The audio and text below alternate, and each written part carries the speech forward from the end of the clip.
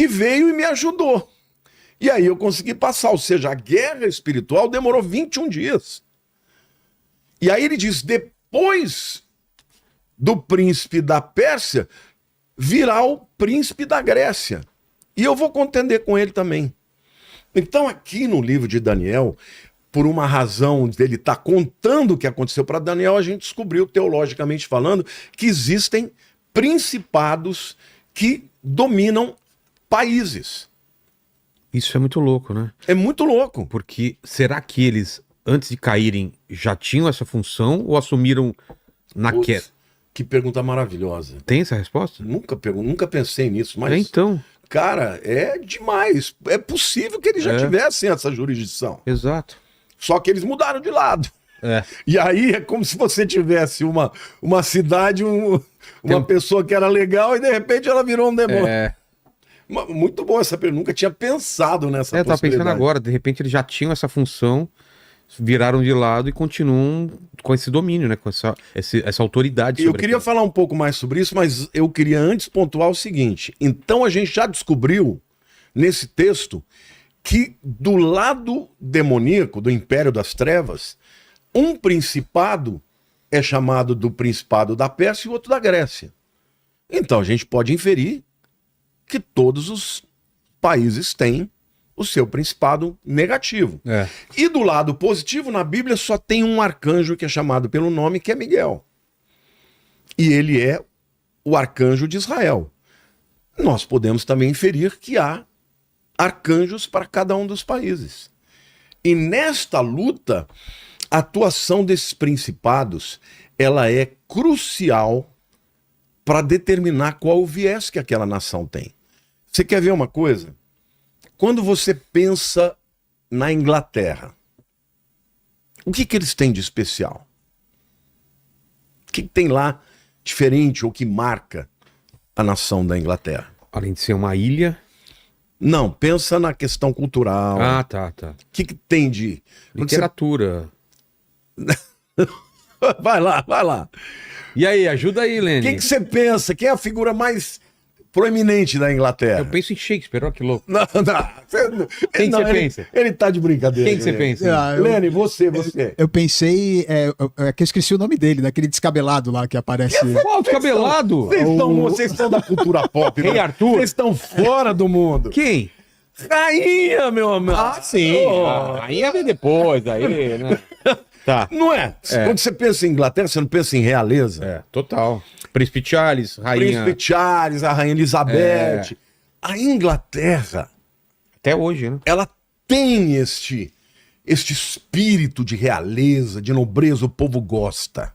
Os caras falam Manchester City. Tamo mal ainda. E ainda tá apanhando pra caramba, né?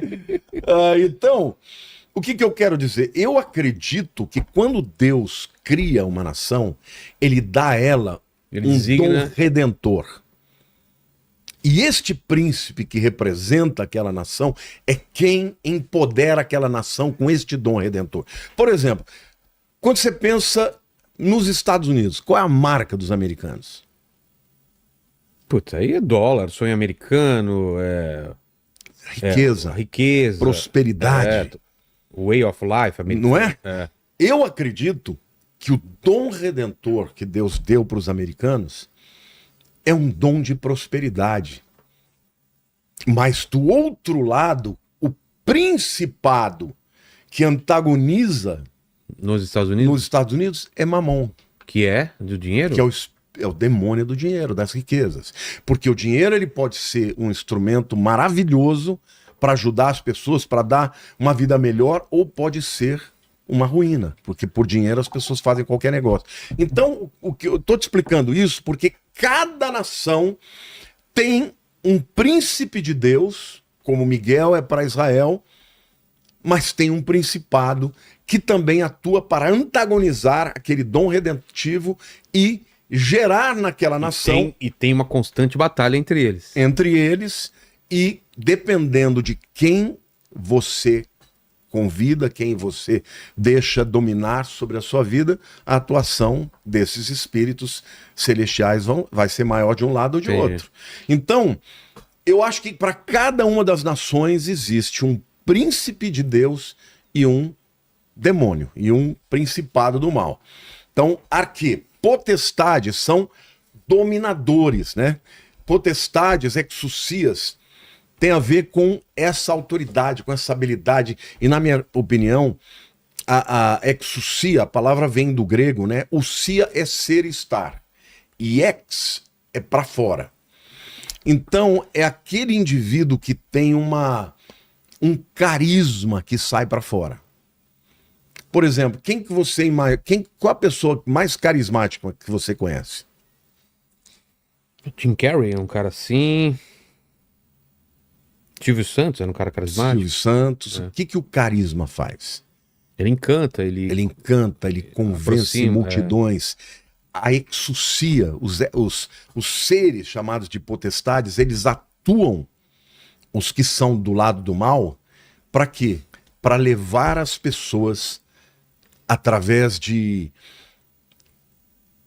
convites que são irresistíveis, de um poder magnético, Então, por exemplo, o dinheiro é uma coisa que atrai demais, o sexo, a beleza, a fama, todas essas áreas são áreas em que as potestades atuam. A televisão, a mídia, eles estão em todas essas áreas. Por quê? Porque qual é o propósito deles? É serem usados para que Satanás seja o senhor das pessoas. Lembrem-se, o que o diabo queria? Ele queria a adoração de todo mundo. Eu vou levar meu trono acima de Deus. Por que eu vou adorar a Deus? Porque eu vou ser o chefe da adoração, se eu posso trazer adoradores para mim. Então, as potestades atuam nestas áreas de influência, né, de encantamento, para que as pessoas se entreguem para os demônios. Por que tantos cantores de sucesso fizeram pacto com o demônio? Porque ele tem esse poder de dar essa fama? Muitos deles não sabem, mas muitos fizeram pacto em troca dessa fama. Como assim não sabem? Fizeram pacto sem saber? Tem gente que começa a, vamos dizer assim, a servir a Satanás, a acreditar nas suas mentiras, usar dos seus meios, nas suas feitiçarias, mas não sabem que quem está lá é o diabo. Entendi. Mas tem gente que não, que faz pacto de sangue, que vai lá para as encruzilhadas. Sabe fala, exatamente o que tá... Me dê... Eu já orei por uma pessoa que ela veio até a mim, ela estava na igreja, entrou na igreja dizendo que estava lá para atrapalhar, depois, né, que ela foi liberta, mas quando eu fui orar por ela, o demônio se manifestou e no fim ela falou assim, olha, eu não tenho jeito, porque eu fiz pacto de sangue com Satanás. Nossa. Eu não tenho mais como ser livre disso. Ela achava que tinha perdido a alma e ela perde? Tinha perdido, que não e tinha perde mesmo? Não, o sangue de Jesus é mais poderoso, é. Eu falei, você está enganado, não tem nada que Jesus não possa quebrar. Não tem um sangue mais poderoso do que o de Jesus. Você ofereceu o seu para o diabo, mas eu quero dizer que Jesus ofereceu o dele para você. E aí no final ela falou, então tem jeito para mim? Sim. Aí ela falou, então ora por mim, me ajuda. Quando eu fui orar para ela começar a confessar Jesus e renunciar aos pactos, o demônio veio com tudo, ela é minha, falando grosso, querendo, entendeu? E eu falei, você vai sair, você não vai sair porque não é no meu poder, não é na minha força, mas é no nome do Senhor dos Exércitos, é em nome de Jesus, sai demônio. Ela saiu, o demônio saiu e ela entregou a vida para Cristo. Então assim, alguns cedem a esse encantamento sem saber, outros cedem sabendo que ele vai dar em troca. E essas exousias ou potestades significam esses seres poderosos que atuam na mente das pessoas com encantamento, com engano e tudo mais. Tem alguma pergunta para fazer desse? Tem alguma coisa por enquanto aí, Helene, pra gente seguir aqui? Eu separei umas perguntinhas aqui, rapidinho. Ó, tem uma pergunta aqui que foi bem interessante, que é do Noel Sobrinho. Não é o papai?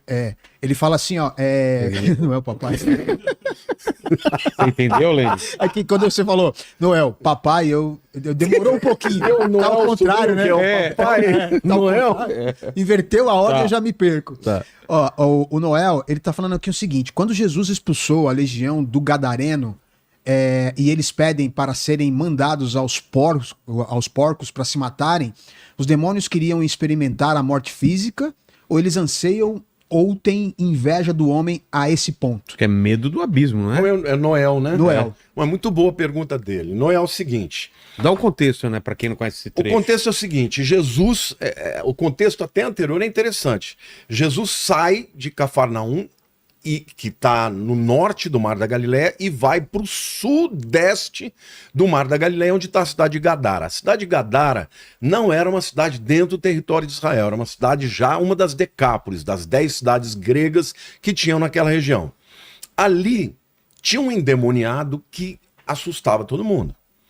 Ele ficava nas tumbas, no cemitério, e todo mundo que passava, ele ficava arrastando corrente, ele rasgava, rompia as coisas, batia nas pessoas, machucava as pessoas, e todo mundo tinha medo dele. Jesus, a Bíblia diz que Jesus vai para o outro lado do lago, ele diz, vamos passar para o outro lado. E de repente acontece um grande temporal.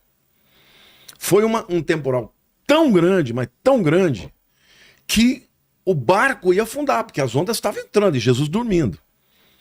E aí os discípulos acordaram, Jesus falou, Senhor, não se importa que nós vamos morrer? E Jesus vem e repreende a tempestade. Aí eles, uau, quem é esse? Que até os ventos obedecem, até as ondas do mar obedecem. Só interrompendo um pouco, eu queria ser um observador dessas cenas. Imagina o impacto disso. Eu queria ser, não é? Eu já falei muitas vezes, Senhor, você tá vendo eu isso? queria ser uma mosquinha. É, só pra ver a presença desse ser do extraordinária, né? Devia se ficar. Devia ser uma coisa de. Mas por que houve aquela tempestade? Aquela tempestade, a própria Bíblia diz que não foi uma coisa normal. Era sobrenatural. Era demônios. Eles podem causar Porque uma tempestade? o livro de Hebreus diz, aquele que faz dos seus anjos ventos e tempestade. Os anjos, eles são seres espirituais que atuam na natureza.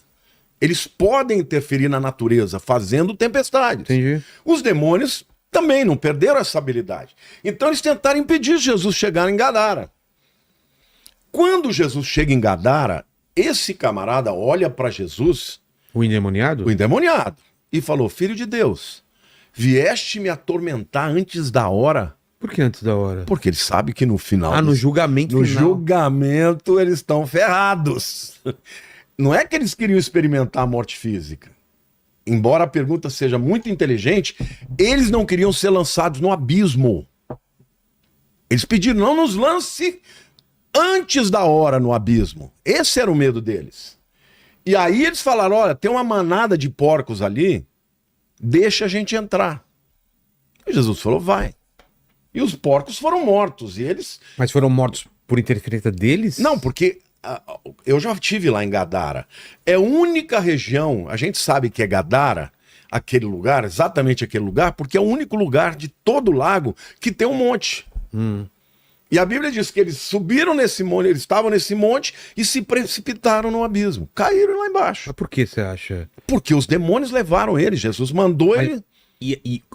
Quando os porcos morrem, o que acontece com esses espíritos? Eles voltam a ficar livres, mas o que eles não queriam é que Jesus os mandasse pro abismo. E aí eles ficariam em cadeias até o final. Tá. Eles não queriam, eles queriam continuar livres aqui para atuar. Pelo mundo. Mas naquele momento a gente vê a autoridade de Jesus, vê o propósito de Jesus, porque ele diz, passemos para o outro lado, e eles passaram. Os discípulos acharam que iam morrer, não morreram. Jesus mandou a tempestade, parou, ela parou. Chegou lá o endemoniado, primeiro, a Bíblia diz que ele reconheceu. Ele olhou para Jesus, ele sabia que Jesus era o Filho de Deus. Filho de Deus, porque vieste nos importunar antes da hora. Aí Jesus não falou com ele, já foi repreender, ele falou, não, me manda que eu entre naqueles porcos lá. E ali eram muitos demônios. Era uma casta, isso é interessante dizer. Esses demônios são da casta mais inferior, são os demônios que dominam as pessoas, que possuem as pessoas, mas eles eram muitos. E há outros casos na Bíblia em que Jesus, os discípulos voltaram dizendo, escuta, por que a gente for orar pelas pessoas e os demônios não saíram? Aí Jesus falou assim, olha, tem certas castas que só se expulsam com jejum e oração.